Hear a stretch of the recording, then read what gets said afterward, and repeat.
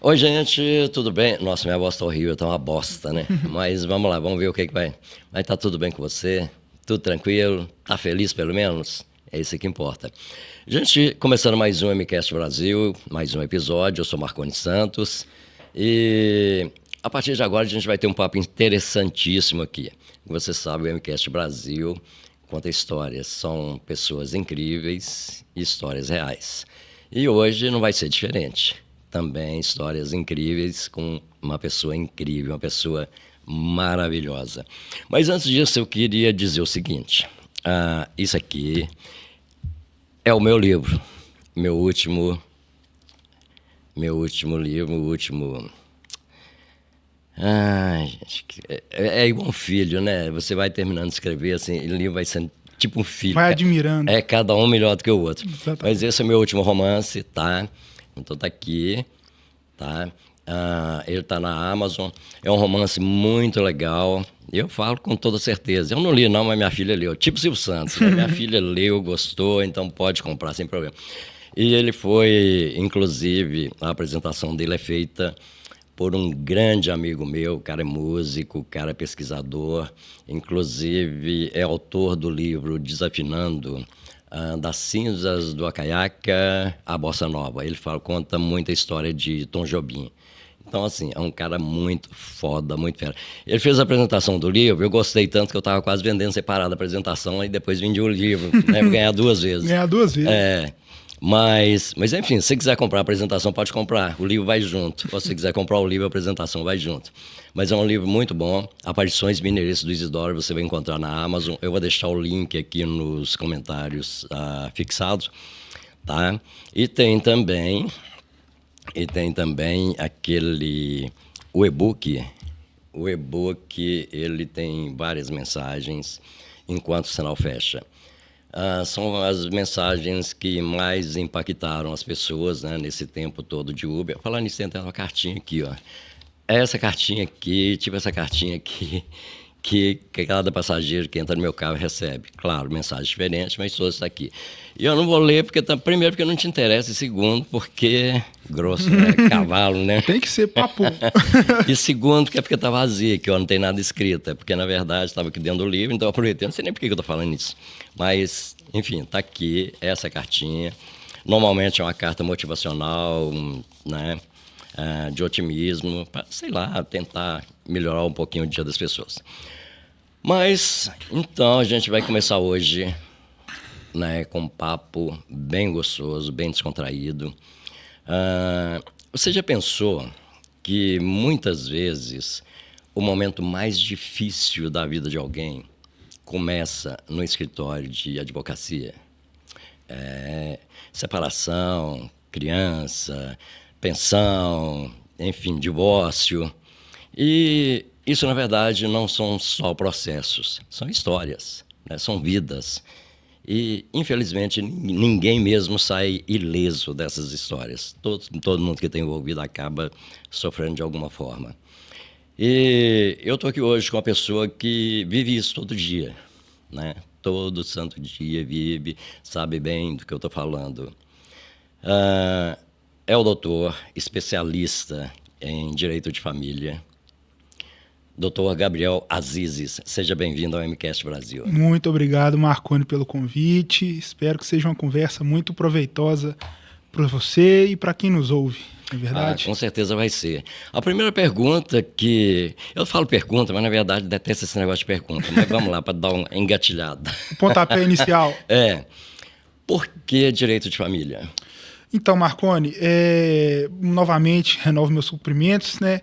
Hoje eu atuo principalmente com direito de família e no ramo da previdência, e acho que a resposta ela é muito mais simples do que parece, porque eu acho que o direito ele tem que ser acessível, e eu encontrei no direito de família e no direito previdenciário uma forma de realmente ajudar as famílias e as pessoas a construir esse alicerce, tijolinho por tijolinho. Uhum. Hoje, no Brasil, né, a gente 90% das vezes que a gente fala que vai ter que entrar na justiça, vai ter que resolver alguma coisa, mesmo com muita informação, mesmo com o juiz estando nas redes sociais e na mídia todos os dias, com muita informação, a gente, querendo ou não, muitas pessoas ainda tremem nas bases, né? Se a gente pode dizer assim, uma ação de alimentos, eu preciso aposentar. Então, eu acho que o direito de família e o ramo previdenciário, eu vejo neles, talvez de todos os ramos, a aplicação direta do direito. E a gente ser um braço, realmente. Falar, não, eu vou te escutar e o que você tiver para me contar, pode contar comigo que nós vamos, sim, traçar uma estratégia a depender do caso, né? Muitas vezes a gente se depara com uma mãe que teve um filho, o pai simplesmente fala que não é dele e são 5, 6 anos aí correndo atrás para um teste de DNA, para uma pensão. Todo. Isso. Porque às vezes o cara some, a mãe fala que não vai mexer, não quero mexer com a justiça. E aí os anos vão passando, os gastos vão aumentando e quando a gente vai ver, o pai já está longe, já mudou de endereço, a gente já não conhece. Então, o ramo do direito de família, eu acho que inicialmente o direito de família, é para criar realmente esse alicerce. De falar, mãe, eu tô aqui. Ou então pai, que também existem pais que querem muito estar com seus filhos e às vezes fazem um acordo de pensão, de visita que não ficou muito bacana. Então, pai, calma que nós vamos ajudar você a ficar com seu filho. Tem muito problema de pais que não pagam, não querem pagar mesmo estando na justiça. Tem sim, Marconi. Pagar é sempre ruim, né? Pagar é sempre ruim. Mas é o que a gente fala. Eu, antes de me tornar advogado, eu trabalhei muito tempo num local que chamava Centro de Reconhecimento de Paternidade. É um braço do tribunal que fornece exames de DNA e reconhecimentos de graça. Então, a mãe registrou o filho sem o nome do pai, o cartório manda o processo para lá e a gente tem o trabalho de entrar em contato com o pai. A gente sabia disso. E é tudo gratuito. Evidentemente para famílias de baixa renda. Só que eu posso te dizer que 50% das vezes ou mais, a gente tem problemas de entrar em contato com o pai. Como a gente está tentando uma composição, uma conciliação, não tem advogado, a gente tenta entrar de uma forma amigável e o cara às vezes fala, não, desliga o telefone e fala, deixa a mãe se virar. E qual que é melhor? Meu pai sempre me ensinou que é melhor um péssimo acordo que uma boa briga. Você concorda com isso? Não. Olha, honestamente, eu acho que a gente não pode se contentar com pouco. Porque a gente tem muito pai, e isso a gente vê muito. Às vezes o pai dá R$300, R$400 para uma mãe que tem 4, 5 filhos e fala, não, mas ela tá usando esse meu dinheiro para sair. Aí a gente olha pro rapaz e fala, moço, não fala, você tem certeza que você tá falando isso pra mim, né? Então eu acho que às vezes vale mais uma boa briga, mas uma boa briga, digamos assim, amparada, do que um péssimo acordo. Porque às vezes o péssimo acordo, a mãe fala, vou fazer pra acabar com isso. E o tempo vai passando, a criança tem necessidade, e o pai fala, não, minha parte eu tô fazendo, minha pensão tá aí, agora você se vira. Seria casos e casos, né? São casos e casos. Péssimo acordo. Exatamente. Né? Às vezes, dependendo do tipo de caso, compensa mais do que ficar brigando anos na justiça. Exatamente. Né? Só que a gente, as câmaras de conciliação e lá no tribunal também, a gente sempre pauta sobre a questão da necessidade da mãe somada com a possibilidade do pai. Porque se eu tiver um pai que recebe um salário mínimo, não recebe um centavo a mais, não tem como eu pedir para um cara desse pagar R$1.000 de pensão, porque ele não dá conta, ele não consegue. Então a gente tem sempre que verificar esses dois lados. Só que a mãe, e infelizmente a mulher no Brasil até hoje está nessa posição de, muitas das vezes, se encolhe perante uma pseudo-superioridade do homem, fala, não, é isso que ele pode, é isso que ele consegue, e acaba fragilizando. Então é sempre importante ela ter uma assessoria para falar, não, aqui tem mais, aqui dá pra gente recorrer, aqui dá pra gente aumentar, porque no final das contas, na maioria dos casos, quem fica com a criança é a mãe. Quem tá com a criança de 8 às 8 é a mãe. Leva pra escola, quando tá doente, nas hipóteses de divórcio, lógico. Então, é esse ponto que a gente tem que frisar. O acordo ele nunca pode ser leonino, ou seja, ele não pode onerar demais uma parte nem deixar a outra defasada. Ele tem que ser uma coisa justa. E então, eu acho que a atuação, primeiramente, no direito de família é realmente essa questão de você contribuir para um legado. Porque essa família, se bem estruturada for, com os cuidados que forem tomados agora, no final, no início dessa jornada, lá na frente vão crescer jovens que estarão aí para cuidar dos seus pais também, que terão outras famílias. E como que é feito esse critério, assim, para deixar com a mãe ou com o pai, para saber quem tem o direito da guarda? Geralmente, Marconi, há um estudo, a gente ingressa com um processo de alimentos, de visitas, e há um estudo, o pai ou a mãe pede a guarda da criança, e nesse tempo, durante o processo, há uma perícia psicossocial com oficial, com médico, com psicólogo, e eles analisam, falam, no momento eu acho que com a mãe seria melhor, porque o pai viaja 15 dias no mês, está fora de Belo Horizonte, por exemplo, então ele fica com a mãe. Ou então não, a mãe é usuária de drogas, então vai ficar com o pai. Então tem uma atuação do Conselho Tutelar, o Ministério Público, quando há crianças menores, ele vai entrar para intervir. Então, é uma situação que a gente apresenta a proposta, como se assim podemos dizer, e o juiz faz essa intermediação com o Ministério Público, com o Conselho Tutelar, para que eles cheguem a um denominador comum. Yes. Evidentemente, às vezes, há partes que não ficam felizes, mas o interesse principal é o da criança. A justiça não pensa com a cabeça de, eu estou pensando no bem-estar do pai e da mãe. Não, primeiro vão pensar onde que a criança vai ficar bem.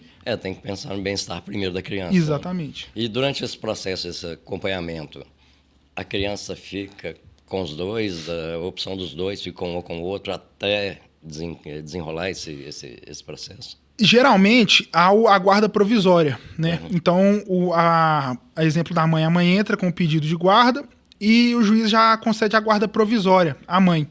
Então, enquanto o processo vai durando, a mãe está com essa guarda provisória pela determinação do juiz. E o processo vai seguindo. Se lá na frente for apurado que não, a guarda da mãe não é a melhor saída, não. Revoga-se essa guarda provisória e, eventualmente, se verificado que o pai realmente está em melhores condições, concede-se essa guarda para o pai. E ele pode pedir também uma pensão? Pode também. Normal, se o pai conseguir a guarda definitiva, não há óbice para que a mãe, desse ponto, passe a pagar a pensão alimentícia na porcentagem arbitrada. Eu tinha um amigo, ele já era aposentado, era um juiz federal. E aí, conversando com ele a respeito justamente de pensão alimentícia,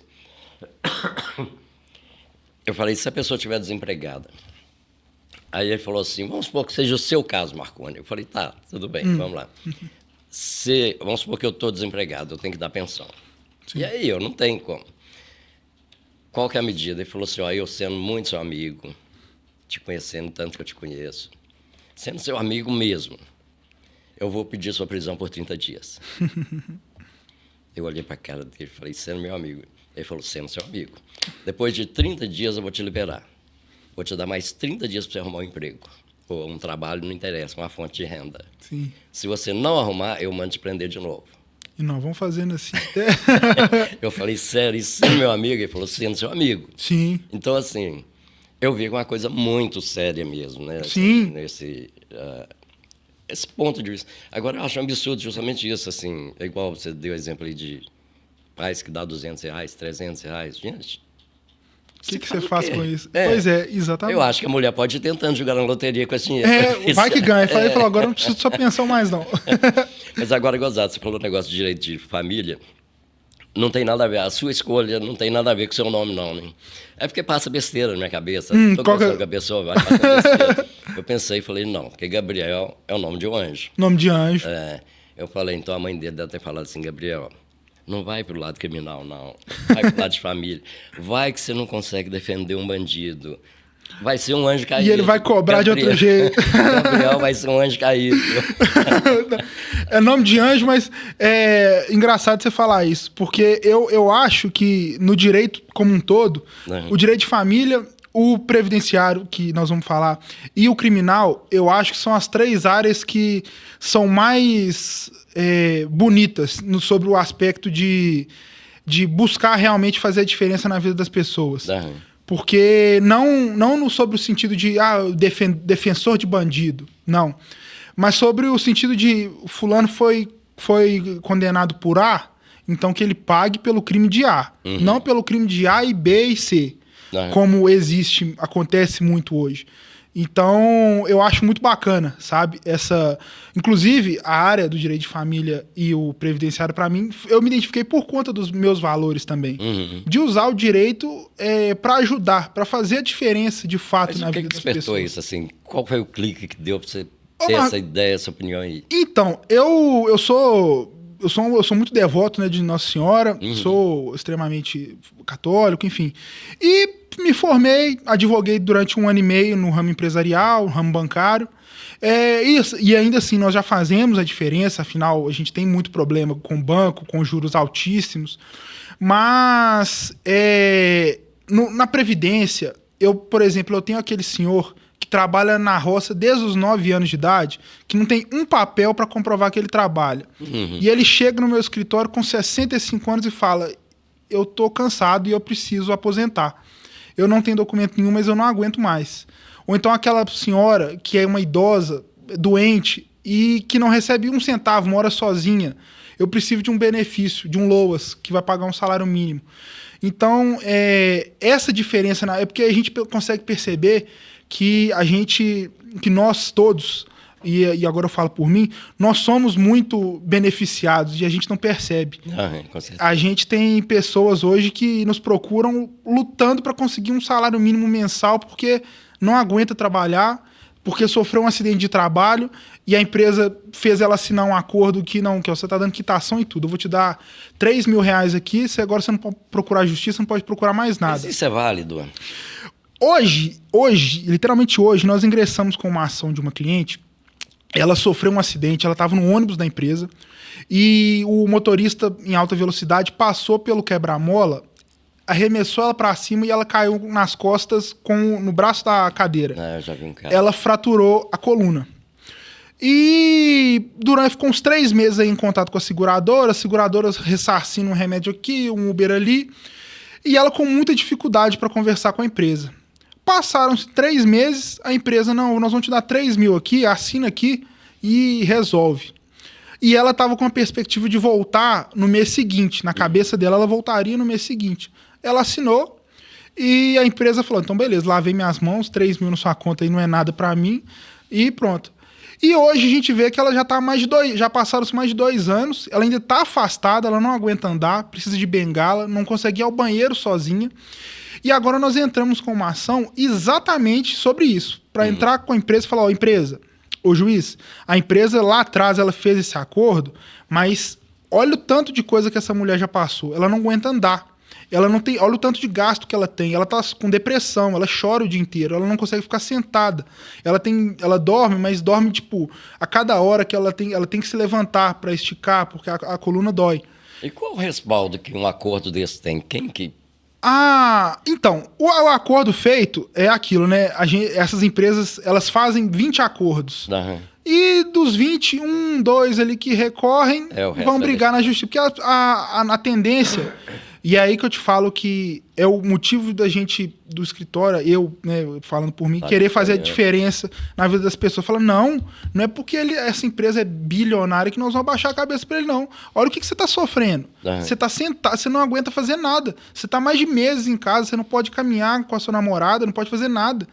Então, é mostrar para essas pessoas, esticar o ombro. E aí, nesses casos, a gente depende muito da cabeça do juiz, né?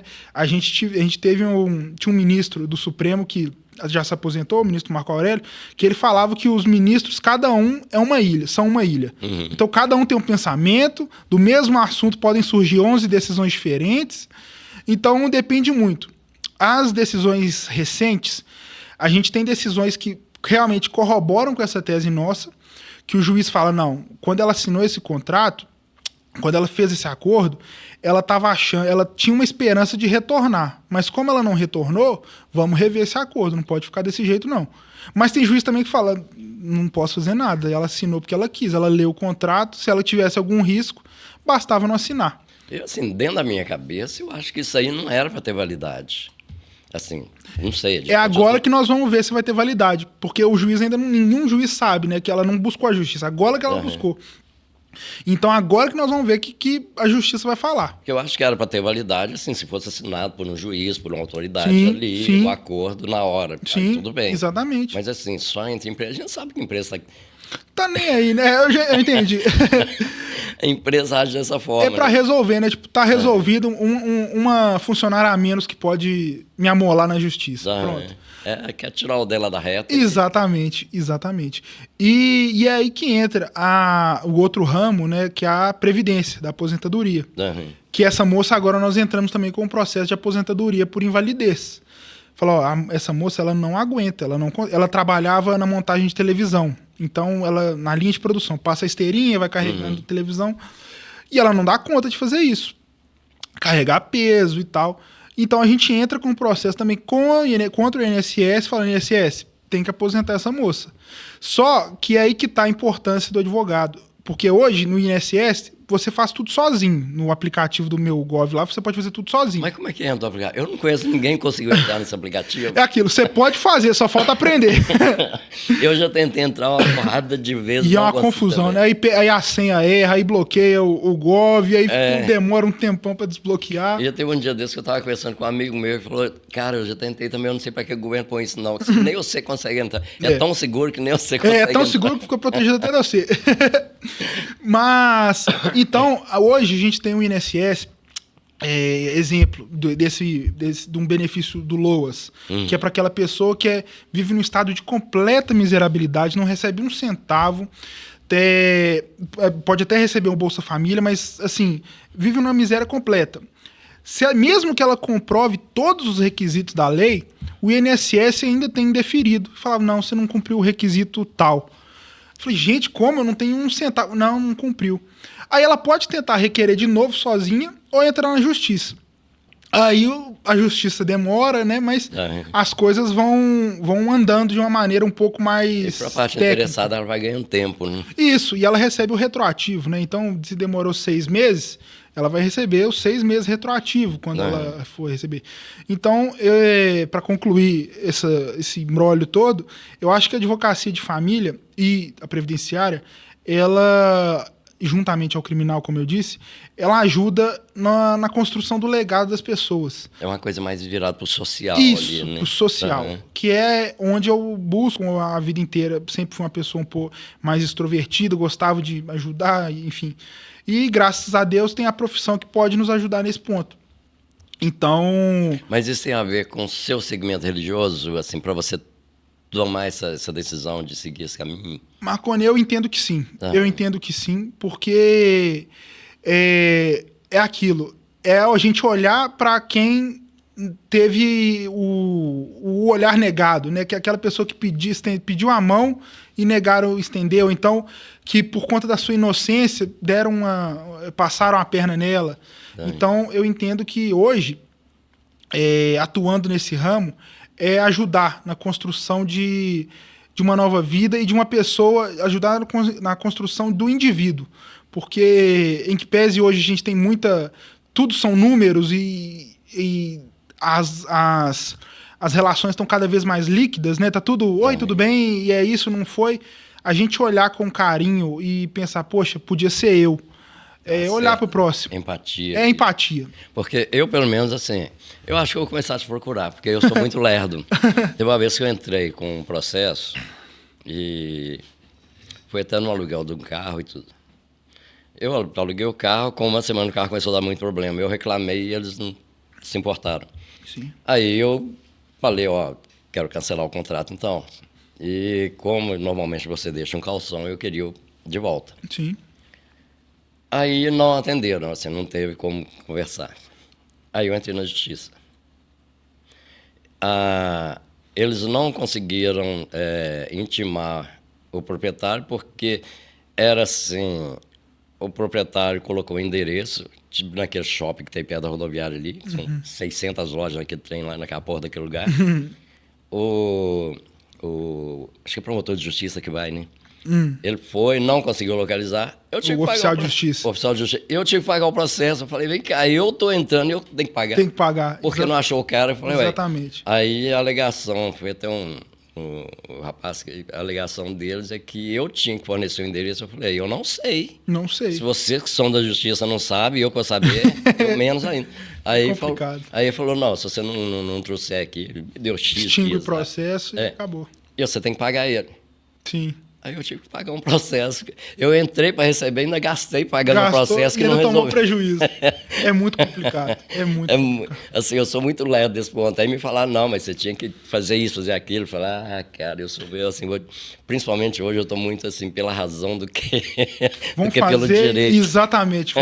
O que vai demorar para... O que não vai embranquecer meus cabelos aqui? É isso aqui? Vamos fazer isso então. Então eu estou muito mais assim, indo pela paz do que... não. Tá certo. Muito mais assim, eu sei que é muito confuso. Teve uma outra vez que eu entrei também, liguei, tinha até um advogado, eu liguei para ele e falei, não, isso aí é tranquilo, não precisa de mim não, pode ir lá. Mas assim, além de eu ser muito lerdo, eu dou muito azar com isso.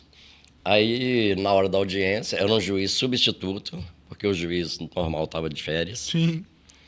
Aí, o juiz virou para mim e falou assim, não, mas a outra parte não tem dinheiro para te pagar. Eu falei, mas fica por isso mesmo? Quer dizer que não tem dinheiro, acabou? Eu fico no prejuízo? E aí vira a correria da execução. Aí ele virou para mim e falou assim, como é que é? Eu posso encerrar o processo aqui agora por, como é que é, gente? Desacato. Eu falei, eu não estou desacatando, eu só acho um absurdo.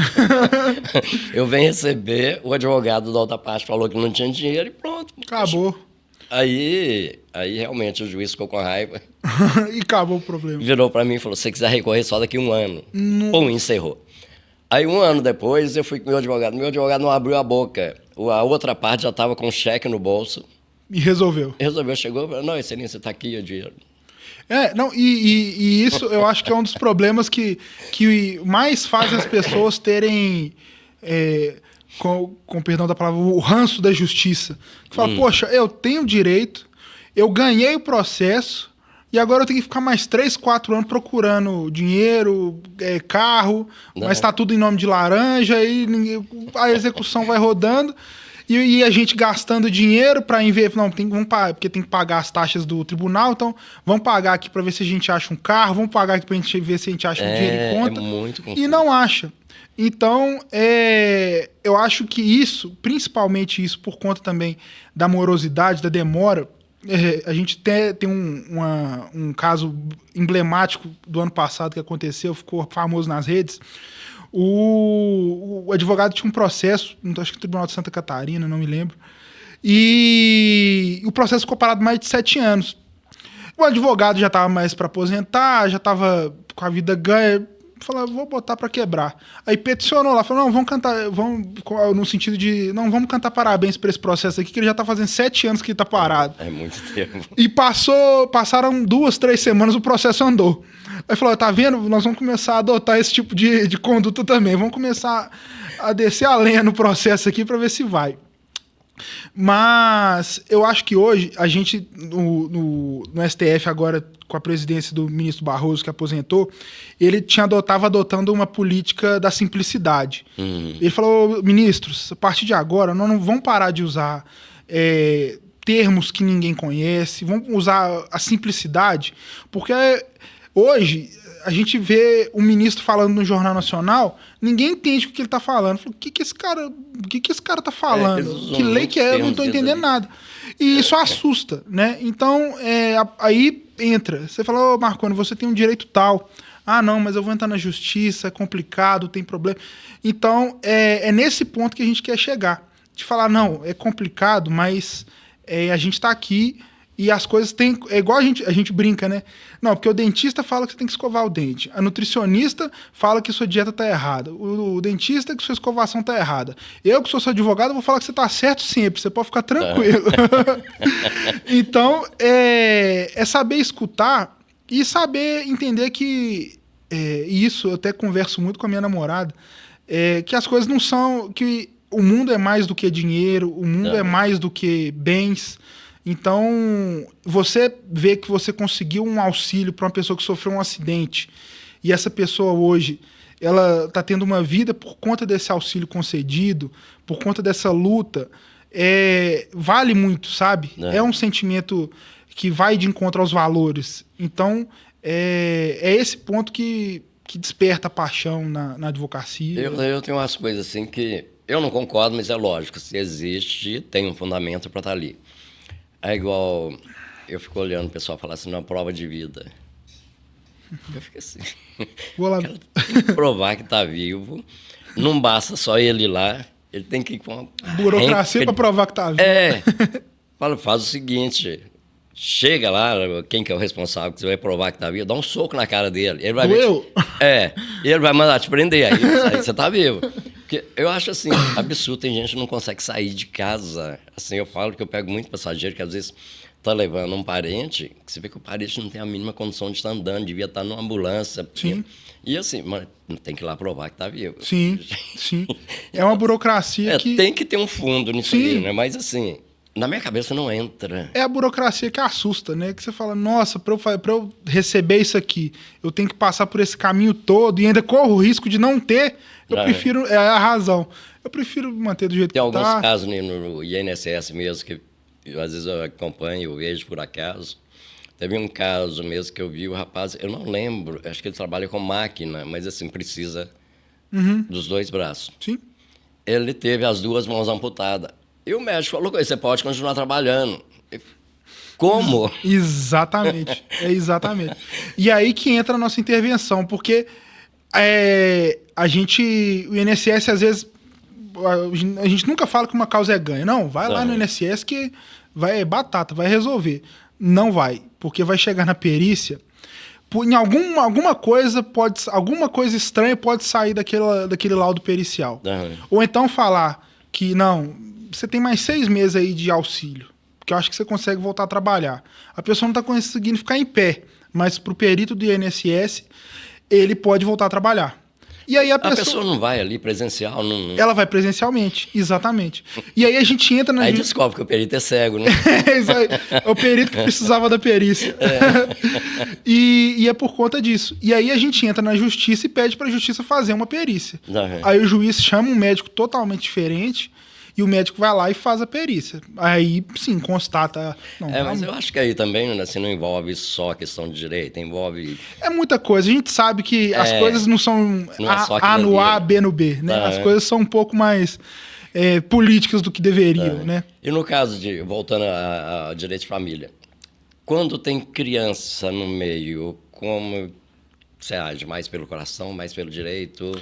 A gente não pode fugir dos nossos princípios, né? Então, a gente tendo um caso, eventualmente, de uma mãe que inicialmente teve uma guarda deferida e eu sou advogado do pai, e o pai fala, Gabriel, ela não vai cuidar bem da minha filha, eu tenho condição de cuidar, essa mãe, ela faz um uso de droga, enfim, não tem condições, eu tenho mais condições que ela. Se a tese dele for de encontro aos nossos valores e a gente realmente verificar que há uma possibilidade, eu falei, então beleza, a sua briga é a minha e nós vamos tentar. Só que o que a gente não pode fazer é aceitar. Tipo, não, me paga aí o que você me falar, eu vou anotar no processo. Porque aí é até antiético. Porque às vezes a gente sabe que é uma tese impossível de ser aceita, mas a gente aceita por conta do valor e deixa o processo correr. Então, depende muito da situação e depende muito do que esse pretenso cliente está querendo. Se ele me identifica uma situação que a gente vislumbra a possibilidade de ser algo benéfico para ele também, para a criança, e que realmente vai ser um debate de direito, a mãe do direito lá e eu de cá, aí a gente realmente não tem problema. E é lógico, o direito de família ele não fica só nessa parte da guarda, né? A gente tem, por exemplo, ações de curatela, às vezes o pai é muito rico, mas ele já não responde muito por si. E aí os filhos entram com o processo de curatela para gerir o patrimônio do pai que não tem mais condição. E aí um filho briga falando que ele é melhor para gerir o patrimônio do pai. Isso envolve alienação parental, não? Não, nesse caso, não totalmente. Porque nesse caso, infelizmente, os filhos eles não estão muito preocupados com eu quero cuidar bem do meu pai. Lógico, O fundo é esse. Não, eu vou estar aqui com meu pai todo dia, eu vou cuidar Quando o copo dele. estiver aberto... Mas vão estar lá. Lógico, há uma prestação de contas, então a pessoa virando curadora do pai, da mãe, ele tem que prestar as contas no processo. Mas já mostra aquilo, né? Quando o pai falecer, o inventário vai virar aquela bagunça. Já tive casos de o pai falecer às 8 da manhã e a adversária do meu cliente, que era uma irmã, 5 horas da tarde, o pai não tinha sido nem enterrado, ele já tinha entrado com processo de inventário. A lei não veda, não tem problema. Mas a gente fala, poxa, nem enterrou o pai, nem prestou a crença que for, nem deu o último adeus ao pai, e o processo de inventário já está tramitando, tudo para ela ser inventariante e gerir os bens. Então, é esse ponto que a gente gosta de trazer. Gente, e dinheiro é bom, não, eu comprei um relógio, um telefone, isso é ótimo. Mas uma família unida, tem gente que tem milhões, mas não tem isso. Então, a atuação no direito de família é para tentar, se for impossível unir, para pelo menos reunir aquilo que sobrou. De falar, gente, não vão brigar desse jeito, não. Curte seu pai, curte sua mãe, o dinheiro vai ficar aí. Tem uma família que eu conheço, que antes do pai morrer, né? Ele já fez a divisão toda de todos os bens. Isso é válido? É válido, faz um testamento. Tanto que quando ele morreu não teve problema nenhum. Sem problema. E aí evita, né? Mas se alguém contestar, pode entrar no Aí é um processo de... Exatamente. E aí trava tudo de novo. Trava tudo. Aquela bosta. Às vezes, o fulano, o Joãozinho, fez um testamento. E ele falou, não, dos meus bens aqui, eu vou deixar X. Mas para esse filho aqui, eu vou deixar um pouco a mais. E para outra filha, ela vai ficar só com o valor que a lei manda. Eu não vou dar mais que isso, não. Eu vou dar porque a lei manda dar e eu vou dar. Mas não quero... É só isso. O resto vai para os outros filhos. Aí entra com o processo de inventário. E entrou com o processo de inventário, essa filha fala, não, vai, que é isso? Esse testamento aí, meu pai não estava bem da cabeça quando ele fez, não. Trava esse inventário aí que eu vou provar que esse testamento não é válido. E aí o inventário fica parado e a moça começa, não, que meu pai na época, que eu tenho um laudo médico falando que meu pai tinha problema, meus irmãos coagiram ele. Na hora aparece um monte de documento. Na hora aparece um monte de documento. Todo mundo sabe que a pessoa nem ligava pro pai. Mas agora que entrou no inventário e tem um testamento. E para anular um testamento é muito, mas muito difícil. É muito complicado. É dificílimo, porque você está perante o oficial do cartório, que tem fé pública. Então o que ele vai colocar ali é o que ele está vendo, é o que ele está escutando no testamento. Porque não sabe da história. Exatamente. Então, e o que ele fala, para contestar, para reverter isso, é só se for provado que, assim, uma coação muito grande, algo que realmente enganou o idoso, o que for. Mas é uma coisa que trava. Então, entrou com processo de inventário esse ano, tirando o Marconi da sucessão. E o Marconi vai falar, não, peraí.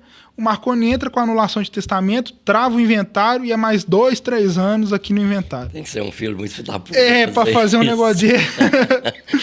E você imagina a paz que deve ser a conviver, né? A família. Aí é o que eu falo, Marconi. É guerra declarada. Será que vale você chegar numa ceia de Natal? Na verdade, você não tem a ceia de Natal, porque... Acho que não tem nem mais contato uns com os outros, né? Você não pode reunir sua família, ou então o pai morreu e a mãe... conheço um caso desse, o pai faleceu e a mãe ficou, e a mãe tem Alzheimer, e eles precisam revezar para cuidar da mãe e tal, só que eles não podem se encontrar, porque brigam muito, e eu falo, cara, honestamente, não acredito que há dinheiro nesse mundo que pague eu poder ver minha mãe o tempo que eu quero. Então,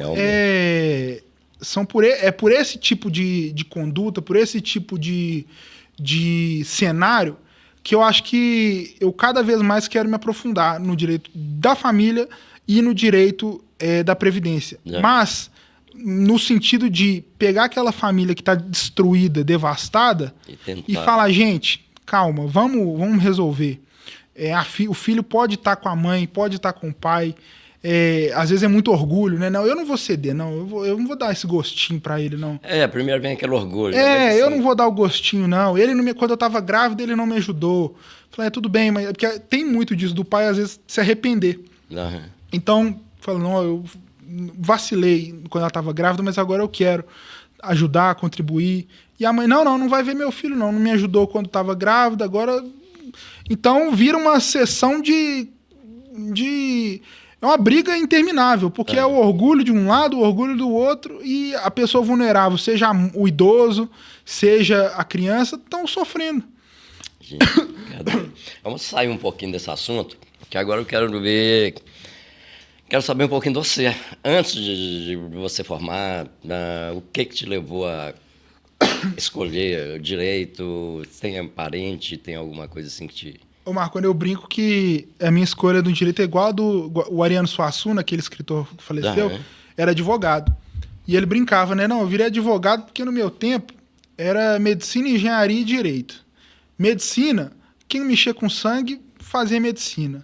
Quem era bom em conta de somar, fazia engenharia. E quem não prestava para nada fazia direito, que é o meu caso.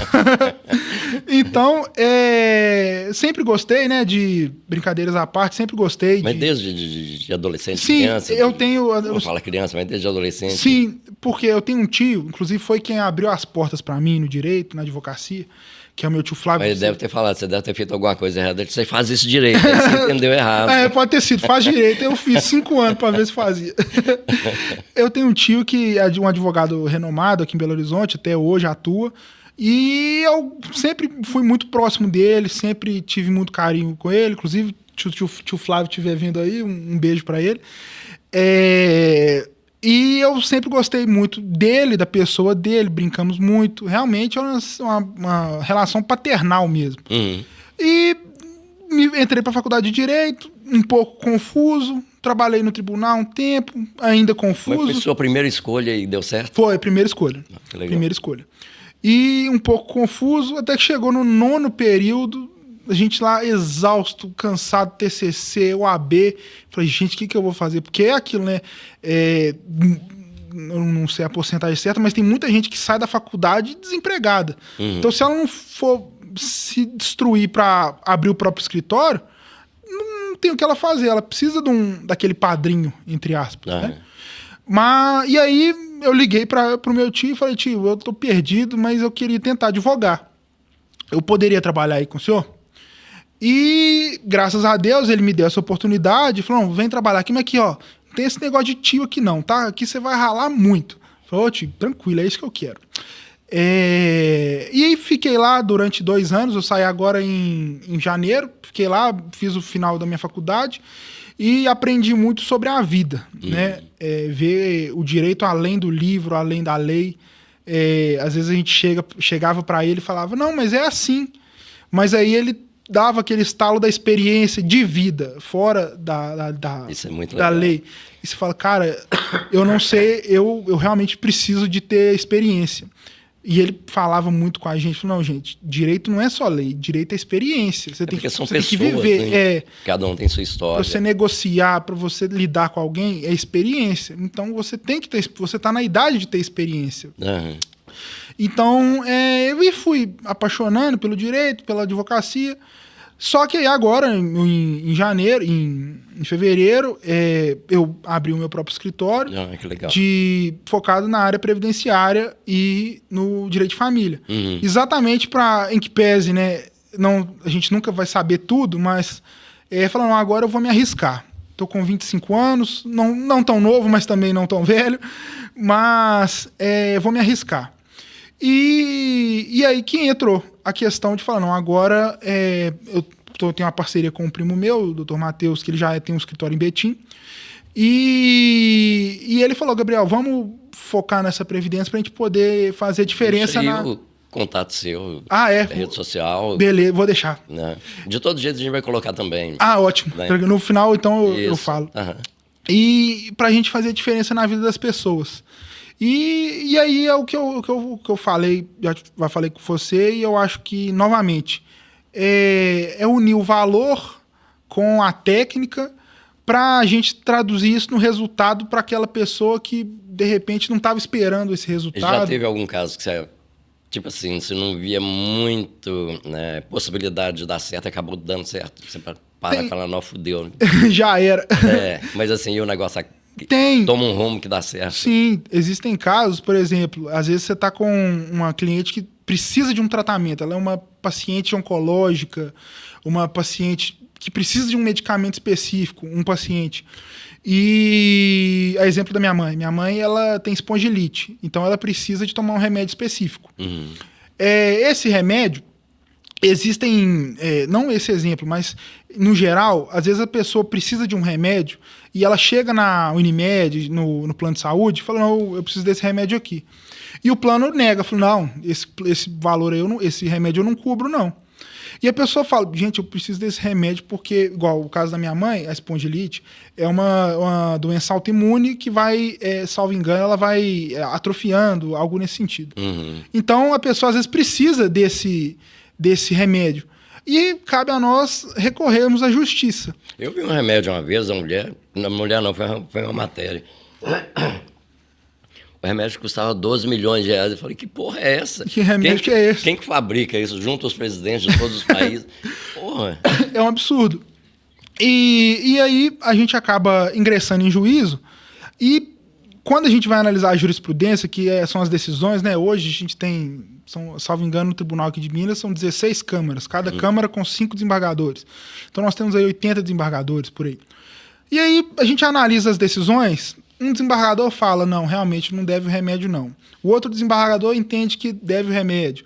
Então a gente fica com aquele pé atrás. E quando a gente lê a decisão lá, deferido o pedido, e determinando que o plano de saúde inicie o tratamento imediato, sob pena de multa, a gente dá aquela respirada, resolvemos. Porque, igual eu te falei, hoje é tudo muito instável. Então, a gente tem o STF, o STJ e os tribunais.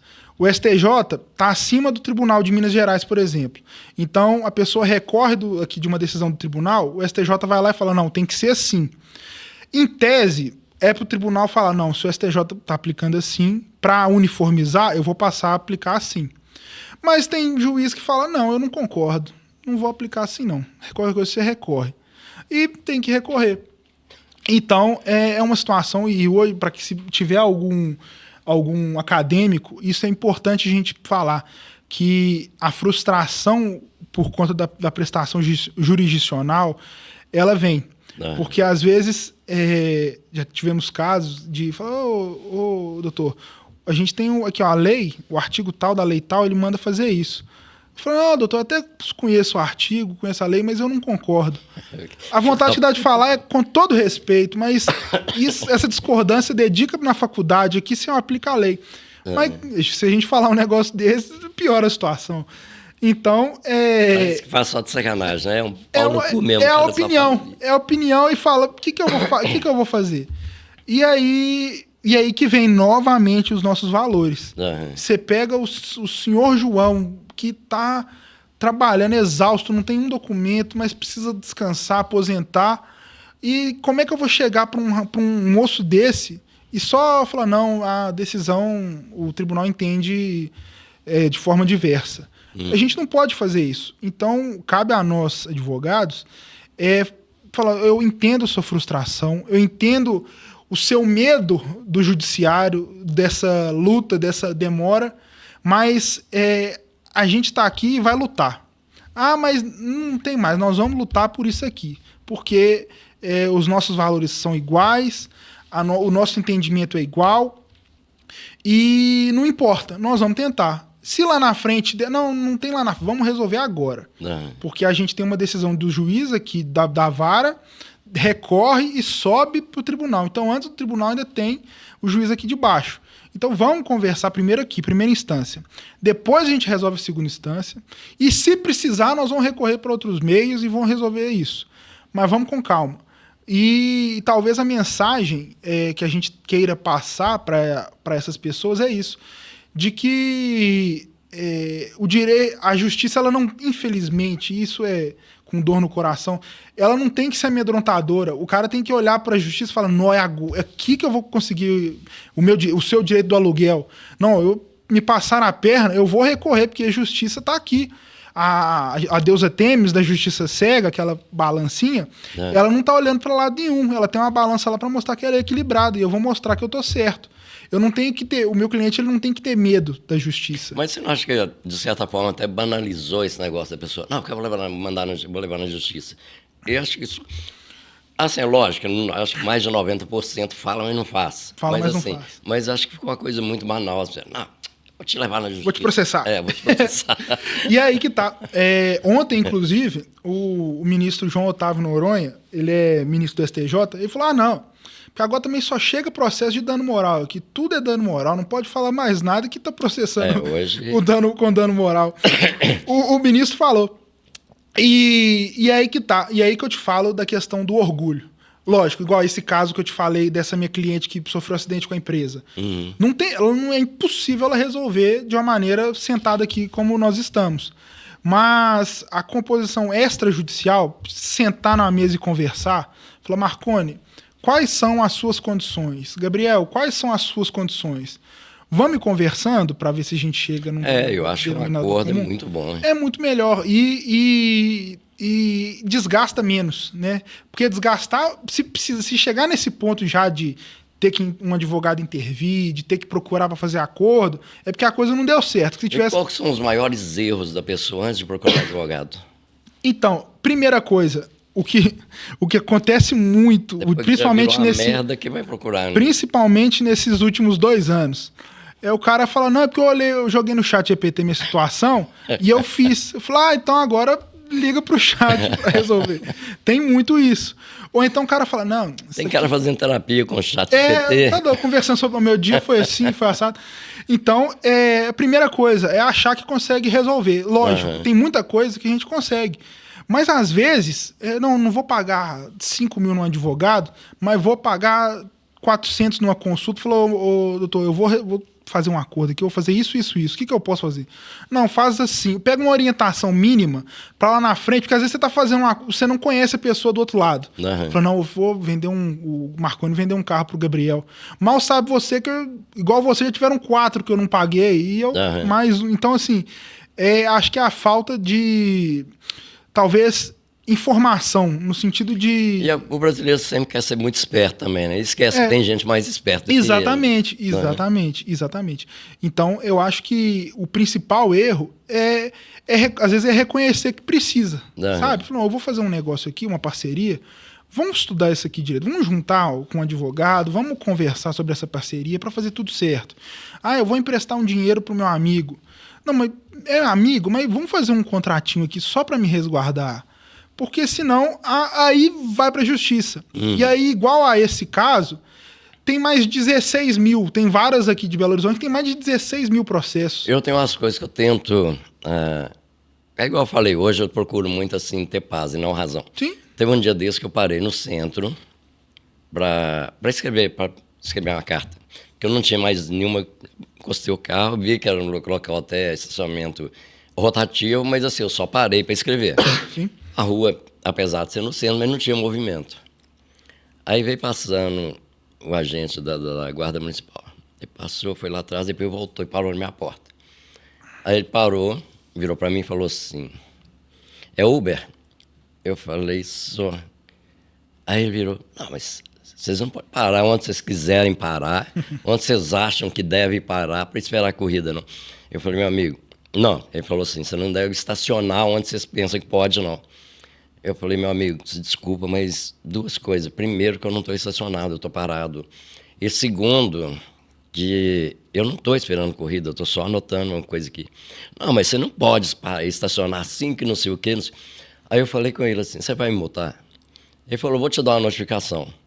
Eu falei com ele, porque na verdade você não está procurando direito nem razão, você está querendo mostrar autoridade. A única forma é você multando. Então você dá licença, mas já que você vai multar de qualquer forma, eu não sou obrigado a ficar ouvindo de um agente despreparado que não sabe a diferença entre parar e estacionar. Ouvir um sermão desse, pode ficar à vontade. Aí arranquei o carro e saí. Sim. A multa ainda não chegou não, mas provavelmente vai chegar. Daqui a pouco ela tá aí. Mas então assim... eu não fico criando caso, porque eu penso o seguinte, você falasse comigo assim, não, eu não vou te multar, eu não vou fazer nada, tô só te orientando. Eu ficava 1 hora escutando ele falar na minha cabeça, mesmo eu sabendo que ele estava errado. Mas, o cara tá errado, não tem a preparação que devia ter.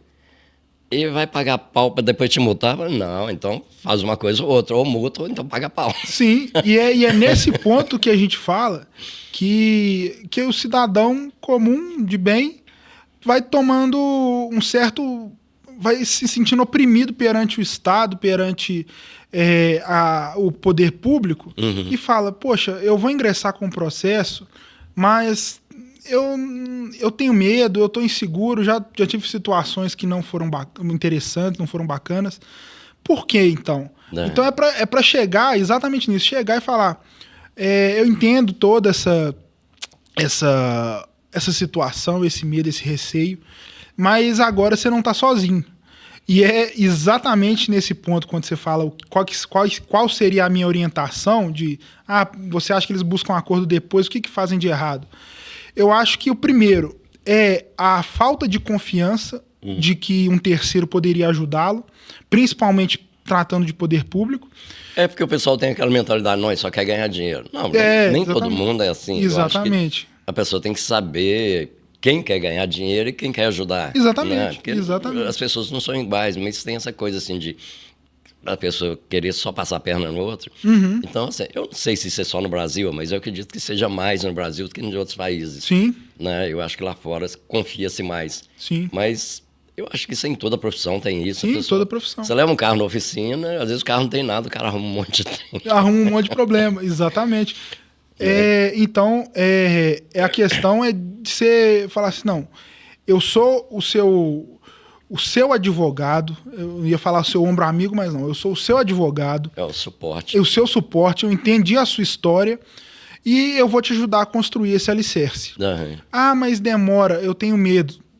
Sou seu advogado, estou com você e vamos resolver. Seja para o pai que quer ver a filha, seja para quem precisa de uma aposentadoria, porque, Marconi, e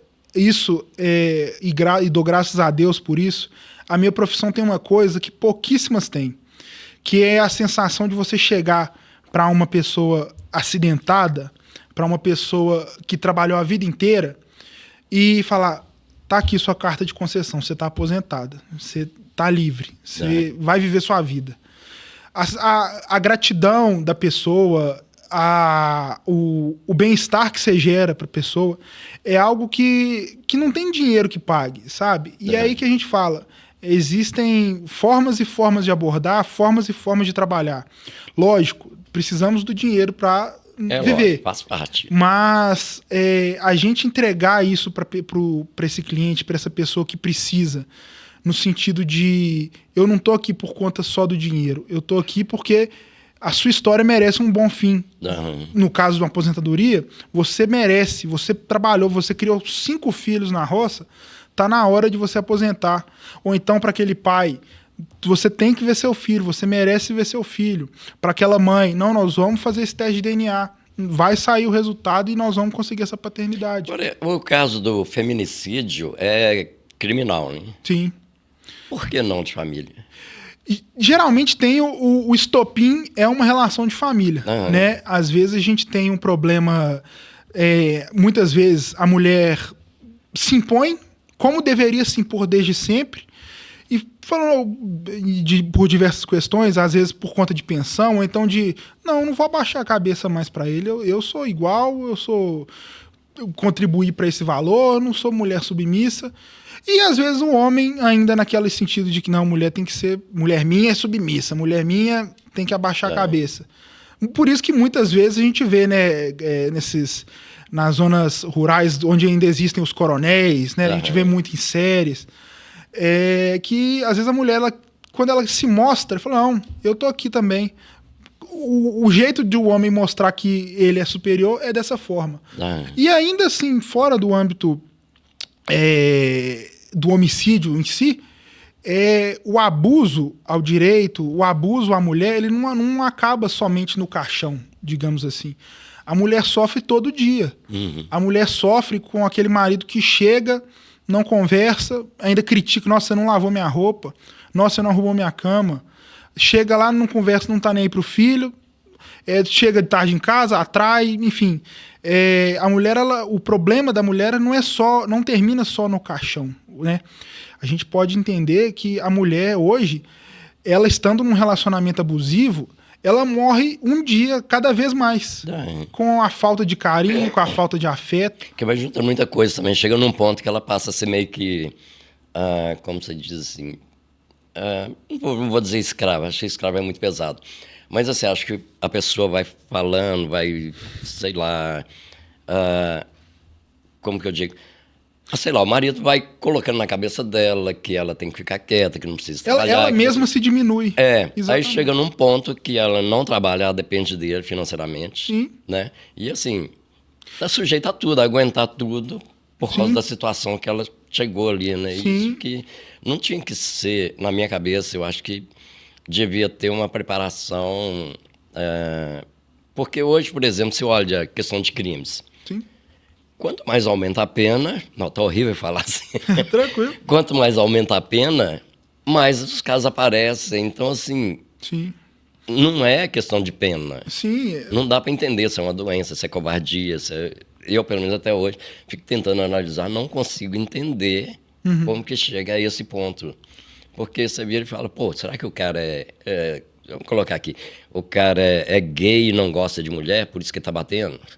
Por que ele casou? Então você vê uma série de coisas assim. Será que o cara é covarde, só bate na mulher? Sim. Será que é uma doença? Então, assim, é muita coisa. Eu acho que tinha que ter uma preparação que não fosse só aumento de pena. Sim. Né? Porque eu sou muito 880, assim, ou eu vou lá, mato o cara. Sim. Então... Ou então você é a paz, eu prefiro a paz. É complicado, Marconi. Como você vê isso assim hoje?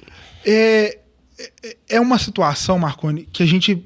Vamos pegar um exemplo de uma moça que, de repente, tem bem-sucedida, né? Vamos supor, uma dentista que ganha o seu salário bem, ganha um bom salário, tem seus filhos, mas casou com um rapaz igualmente, vamos supor, seu sócio.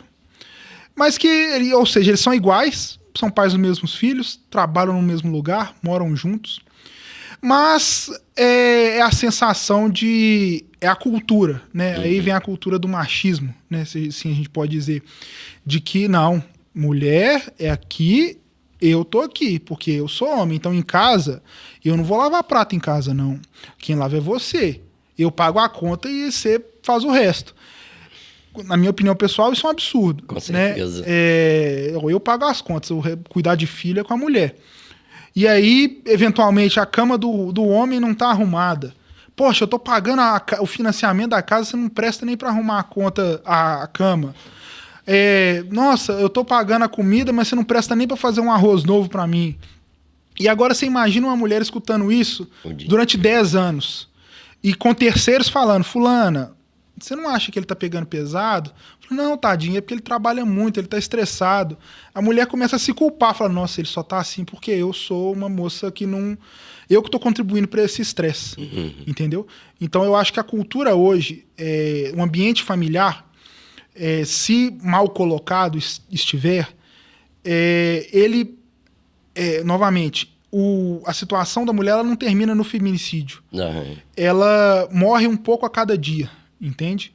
Então, hoje, o que a gente precisa realmente é aumentar a conscientização e talvez, um pouco de opinião pessoal, parar com essa questão de que função de uma é esse, função de outro é esta. Porque eu acredito que um casal são parceiros e devam contribuir da mesma forma. Dentro da mesma casa, eu acho que é a obrigação dos dois, tudo que acontece ali dentro, né? Pelo menos na minha cabeça é muito assim. Exatamente. Eu acho que não existe esse negócio, não. A mulher tem que fazer ou o homem tem que fazer. Sim. Acho que são os dois. E eu penso muito assim, diferente disso. Poxa, seria mais ou menos assim, eu passo aqui, vejo uma garrafa, um lixo ali, pô, eu vou passar por cima, não é meu. Pô, eu acho absurdo isso, pô, abaixa, apanha e joga a porra no lixo. Exatamente. Acho que não custa isso, não diminui ninguém. Então, assim, eu tenho essa visão da vida, então, assim, hoje, tudo que eu vou fazer, eu me coloco muito, assim, no lugar da outra pessoa. Sim. Né, tento, lógico, são visões diferentes, pontos de vista diferentes, mas eu tento, né, sei lá, de alguma forma, tentar enxergar da forma que a pessoa está vendo. Então, por isso que eu não discuto muito com as pessoas, justamente por isso, porque se ela está falando aquilo, uma determinada coisa, ela está tendo um ponto de vista. De repente, para mim está errado, porque eu estou tendo outro ponto de vista. Sim. Né? Então eu também não vou julgar ela. Eu posso até tentar dialogar para tentar entender o ponto de vista dela, ou tentar passar o meu ponto de vista. Mas também não vou convencer ela de que ela está errada, ou de que eu estou certo, ou vice-versa. Porque senão vai virar igual briga de time, né? O seu é bom, o meu é ruim. Eu sempre falo muito assim, para falar a verdade, assim, não existe certo e errado, assim, de uma maneira geral. Existe ponto de vista diferente. Ponto de vista diferente. O que é errado para mim pode ser certo para você, Sim. Né? E vice-versa. Então, assim, é você tentar ter essa empatia, né? De sei lá, se colocar no lugar da outra pessoa e ver o que ela está passando, ou por que ela está fazendo aquilo. Então, assim, eu questiono muito isso, assim, com meus passageiros, justamente isso. Que às vezes entra meio assim, eu continuo tratando do mesmo jeito, tranquilo. Tem uns que até perguntam, assim, na hora que para de reclamar um pouquinho, aí desabafou, tá mais tranquilo. E você vê que você muda as pessoas, você consegue mudar o dia das pessoas. E no caso de relacionamento, acho que é pior ainda, né, assim, porque tem essa coisa assim, tipo assim, não, eu comprei a casa, eu sou dono. Sim. Véi, isso não entra na minha cabeça. Sim. Assim... E é aquilo, né, Marconi? Às vezes, o seu passageiro e o meu cliente, o que falta para eles é só a empatia, que você falou. De falar, entendi o seu ponto de vista e, no meu caso, estou disposto a brigar por ele. E, no seu caso, entender, não, entendi sua situação e uma palavra de conforto, uma carta que já muda o dia da pessoa. Então, eu acho que nesse ponto, a nossa profissão ela converge no sentido de possibilitar a ser uma esperança, uma luz no fim do túnel. Para aquela mãe que está passando por esse abuso que nós comentamos e fala, não vão acabar com isso, a gente precisa resolver isso. Você merece de uma vida. Esticada para ela. Isso. Né? Ou então para aquele senhor que, não, você tem que descansar, você trabalhou, agora é sua vez de descansar. Você cuidou dos seus filhos. Então, o mundo precisa de empatia, né? E eu acho que quanto mais o tempo passa, mais líquida as relações estão ficando, mas cabe a nós interpretarmos isso de uma maneira diferente. Falar, não, quando a pessoa entrar no meu Uber, eu vou ser igual o que você já faz. Eu quero ser esse ombro. Eu, enquanto advogado, quero ser esse guia. E assim a gente tenta fazer uma sociedade melhor. Na minha opinião, hoje falta duas coisas básicas. Primeiro, a empatia, assim, entre as pessoas, né? E segundo, que eu falo muito, a aceitação. É mais ou menos assim, minha vida tá uma bosta, porra, você não é culpado. A culpa é minha. Isso. Foi alguma escolha que eu fiz que levou minha vida a ser uma bosta, tá uma bosta hoje. Sim. Então, assim, a gente quer sempre terceirizar a culpa. Tipo assim, o cara chega, não, a culpa é dele, olha do jeito que ele entrou. É sempre do outro. A culpa nunca é da pessoa. Então, eu acho que faltam essas duas coisas, assim, básicas, assim, para se viver bem. Lógico, assim, tem o respeito, tem tudo, mas assim, se você tiver essas duas coisas, eu acho que o respeito já está incluído nisso aí. Eu acho que, poxa, você passa a ter uma vida muito leve. Né? Gabriel, tá chegando no finalzinho, tá vendo? Bem tranquilo. Tranquilo. Tem alguma coisa que você gostaria de falar, inclusive depois suas redes sociais, como te acha? Sim. Novamente agradecer o convite, né, Marconi? Foi um papo muito bacana. Espero que tenha sido bacana para você também. Gostei muito. Foi um prazer. O meu contato, meu telefone, WhatsApp, é o 319-9541-5939. E o meu Instagram, que é adv.gabrielazizi, A-Z-I-Z-I. Tudo junto. Isso que vai estar aí embaixo. Aí, exatamente. E, no mais, é que nós possamos auxiliar a construir essa sociedade mais harmônica, mais empática e sempre tijolinho por tijolinho. E quando você acha que uma pessoa deve procurar um advogado, assim, sem ser muito tarde, sem ser no desespero? Eu acho que... Vamos colocar o exemplo da família. Né? Se já está iniciando um imbróglio ali, que você pode ver que tem algo que pode desenrolar para um conflito, ou então para algo que já não está lhe agradando, eu vou fazer um acordo. Então, antes de tomar uma decisão que você considere cabal, aquela decisão que você fala, essa decisão que vai mudar o rumo. Se você sentir que vai tomar essa decisão, procura um advogado para que você possa ser assistida nesse ponto. Pelo menos uma orientação. Pelo menos uma orientação. Chutar Exatamente. o balde de vez. Isso, não, eu consigo. Tudo bem, a gente não duvida que você consiga. Mas pede uma segunda opinião para que esse chute seja o mais... Faça o gol, né? Se assim podemos dizer. Com certeza. Gabriel, muitíssimo obrigado. Muito obrigado, eu que agradeço. Mais uma vez eu vou mostrar aqui o meu livro, tá na Amazon, eu vou deixar aqui nos comentários fixado aqui o link, você adquirir, vai gostar, eu tenho certeza. E aqui, para falar a verdade, esse livro aqui eu escrevi esse livro para homenagear alguns amigos. Sim. E não sabia que ia dar tanto certo. Oh, que bacana. Tanto que quase todos os personagens são vivos até hoje. É são mesmo? amigos meus, são vivos até hoje. Que bacana. E então, assim, é uma coisa que deu muito legal. Ele tá aqui todo comido de gato. Ó. Meus gatinhos ficam comendo aqui. Até o gatinho quer ler. Eu ainda não li, não, mas como eu disse, minha filha leu, disse que é muito bom. Então, entra lá e adquire esse livro, porque, na verdade, também isso aqui que ajuda a bancar o MCast Brasil. E, fora isso, né, se não vender, se ninguém comprar, também não vai ter MCast, não vai ter podcast.